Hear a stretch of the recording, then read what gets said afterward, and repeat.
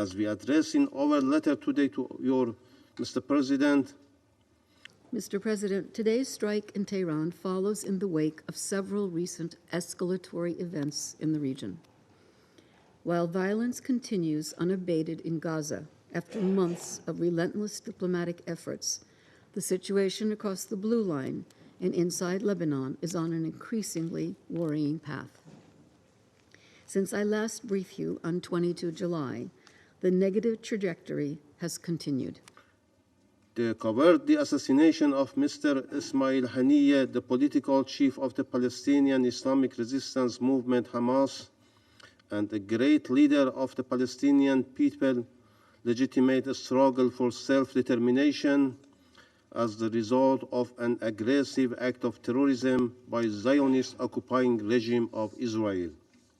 The responsibility of the United States as a strategic ally and main supporters of the Israeli regime in the region cannot be overlooked in this horrific crime. This act could not be occurred without the authorization and intelligence support of the U.S.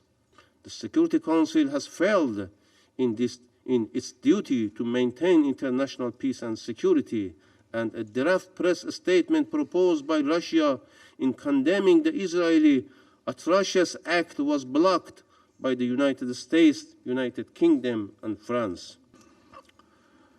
We must first stress the rank hypocrisy on display here today.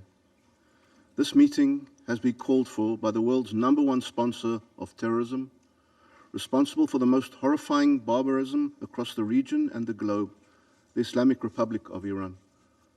Iran has used its proxies, Hamas, the Houthis, and Hezbollah, to target Israel and our citizens from every direction. Just last week, children were innocently playing a soccer game in the Druze village of Majd al-Shams.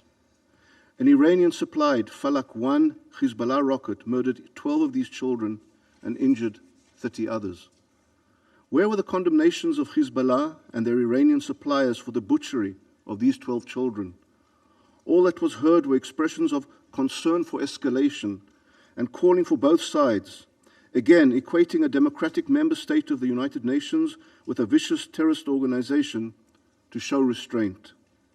Those who really seek stability in the region should welcome the removal of arch-terrorists, not call on both sides to restrain themselves.